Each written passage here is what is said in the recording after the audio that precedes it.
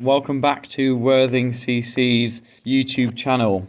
Today you are watching highlights of Worthing first team versus Crowhurst Park in Division 2. So Crowhurst won the toss and chose to bat first at the Manor Ground. Reasonably high scoring ground so far, especially now the outfield has picked up. As you join us there with a very unlucky and very unhappy and angry Finn Wood after edging between first and second.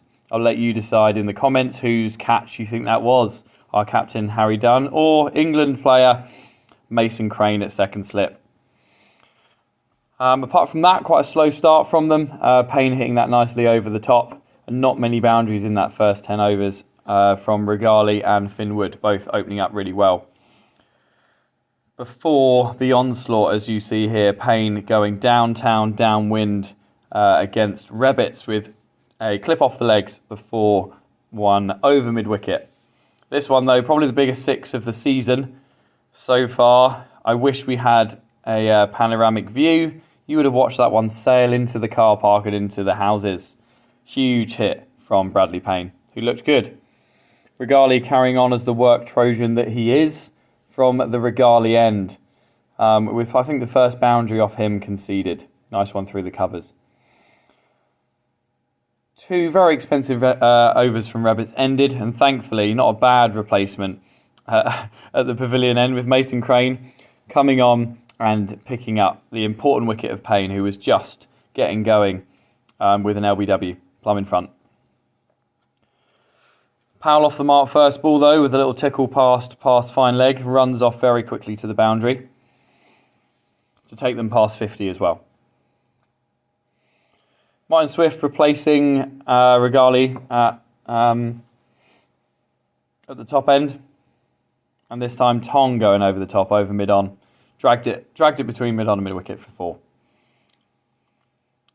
Tong with a few very clean strikes against Crane here. He sort of went from first gear to 5th gear in very quick time.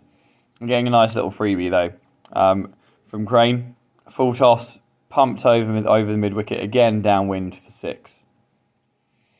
Swift is straying in line there.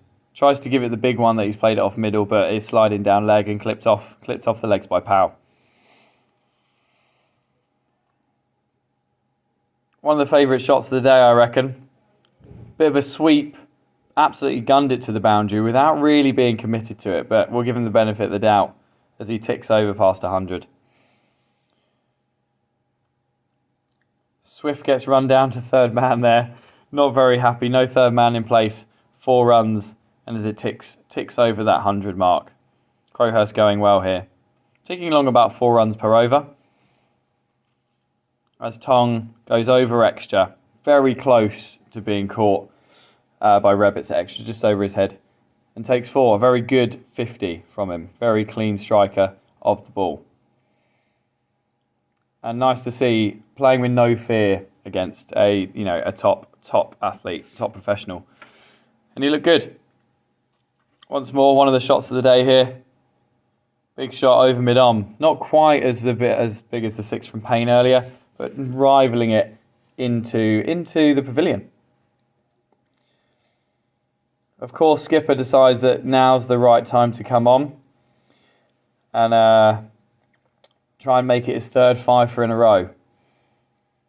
And he is rewarded with a nice floaty one outside off stump that Tong smashes straight out to deep cover and gets caught on the cover boundary. A really decent innings of 65 off 83. And a lot of acceleration there. He probably would have been 10 off 30 as well. So decent knock from him. And thankfully it was 2 very quick wickets for our skipper as he traps the other set batsman on Powell on 31. A little bit slow and steady, but like they were 130 for 1. So wickets really, really important at this stage. And the skipper picking up those 2 vital ones.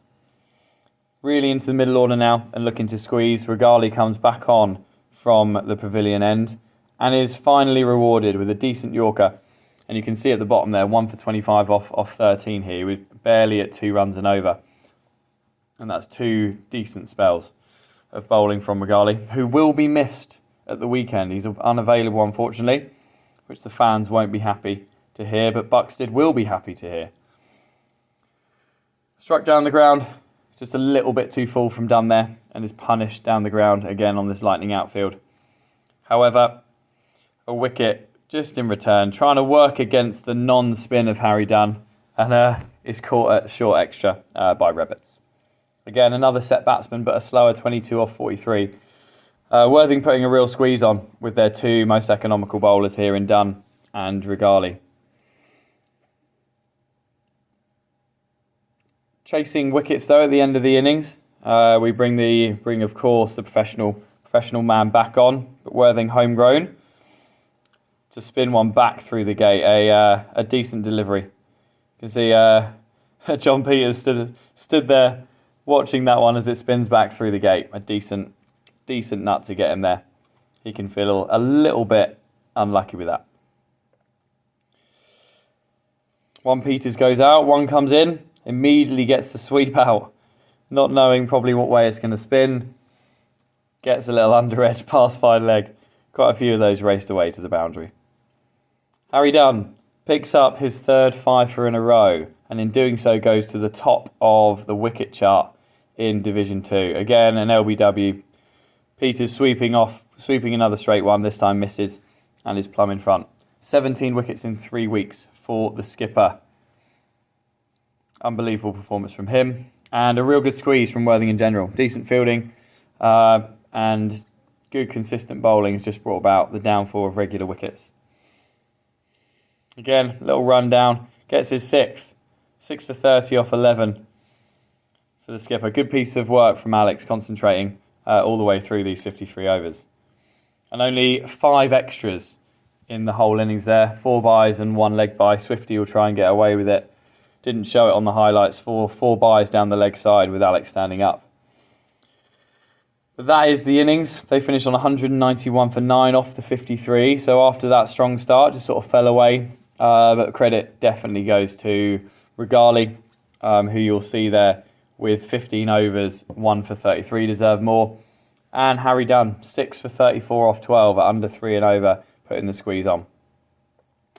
With Worthing missing 4 first-team batters, we move to the makeshift opening lineup of Dino, our overseas Solway, who normally bats at 3, and Martin Swift putting his hand up to go and have an open. And it was good to see him take that role seriously, and you'll see in the strike rates earlier that he really took the role of the opener to heart and buckled down for a long innings. Dino getting a couple of boundaries early away though was a nice bright start to see. Before Swift finds the third man boundary up the hill.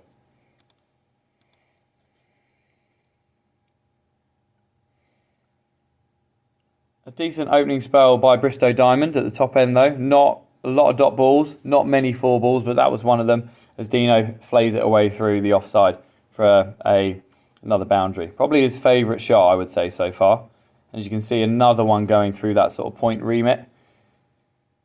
Finds a good amount of power through that area, playing the ball late. Constable was rewarded though. Again, Dino going for another drive in that sort of 5th, 6th stump area and having a drive, caught a gully, quite a prominent area, but this time is his downfall, and he goes for a decent 22. Would have liked him to kick on from there. Brings in number 3 of Mason Crane though, handy batter coming in at 3. Swift with a beautiful shot down the ground though, gets him cooking a little bit more, just over pitch there.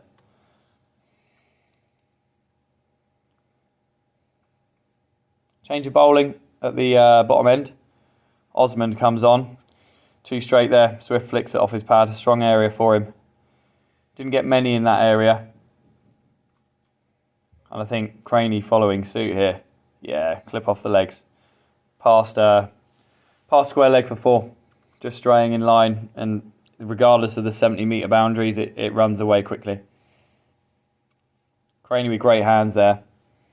2020 hands, 2020 season for him, of course, with Hampshire, and just about to be the 100 with London Spirit. Get yourself up to Lords to watch some of those games as he piles a shot through the covers to take Worthing up to 100. You can see there 100 off 25 overs though, so only 22 overs remaining to get that 95.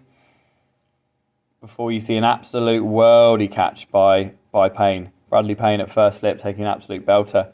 Swift going for 37 off 90 balls. You'll like hearing that 90 balls. But a brilliant catch all the same. Spin was on at both ends now. Rebbitz gets off the mark though with a waist-high full toss, pretty handy to get one going. Constable bowling offies at the top end. Pavilion end is now Matt Peters as he gets the really important wicket. Craney chipping one back, spinning back in, taking the inside half. Peters extracted a lot of spin as it tends to get a little bit drier at Worthing. A lot of spin throughout the probably the months of July and August, and gets a really important wicket there. However, I'd say Worthing still in control at this point, with Rebbitz hitting a nice cover drive through the offside. With that big spin, I think there was only 4 on the offside with a catcher there, so not many on the offside.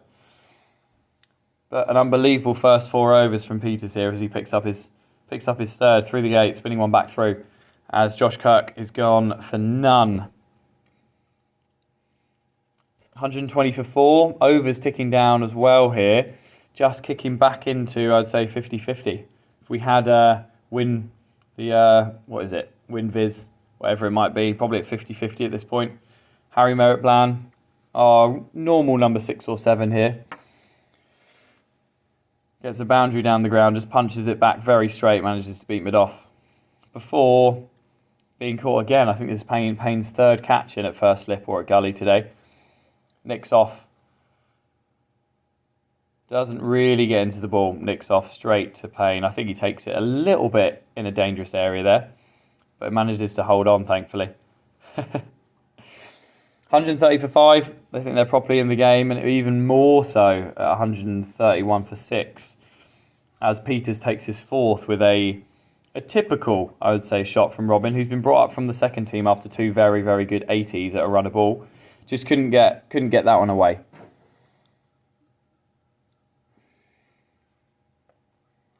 A nice short one though, very generous from Peters to offer that one to Rebbitz. So just needing 50 now, and it was about 6 overs remaining as Regali came in, and as you can see, he started as he meant to go on. Huge 6 down the ground, ball spinning back into him. Sort of what Robin tried to do without having much luck. But with under 5 overs to go, we were looking at 45 off 5. So real tight finish with us still trying to go for it as we bring up the 150.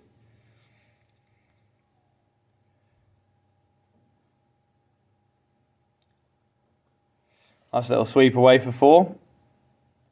Ball spinning big. Look to get outside off stump. Regali following suit here with a slog sweep over square leg and away to the boundary.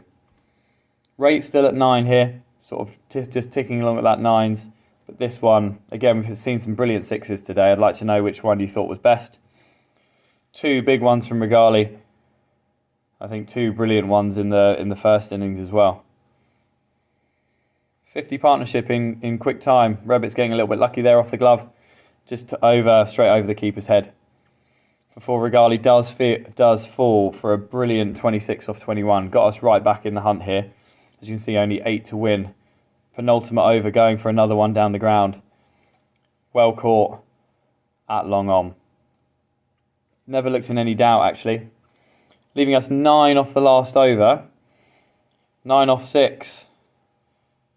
Rebbitz manages to just about get something on this and flicks it away for 4. That took us to 5 needed off 4. I get a 2 and then 1-1-1 to finish with 1 ball remaining. We'd love to have those bits on camera. It's something that we're trying to sort out as we go through the season, but for the moment, that is it. And as you can see at the scorecard, good contributions from the top 4, and then Regali's impetus at the end with 26 off 21. But big 5 for 47 off 10 for Peters was definitely the pick of the bowlers, alongside Bristow Diamond, very economical at the other end. But a full 30 points for Worthing, chasing it down with 1 ball to spare, and Crowhurst, I believe, pick up 12 or 11 points. So well done to them. Hope you tune in again for our next set of highlights. Thanks for watching.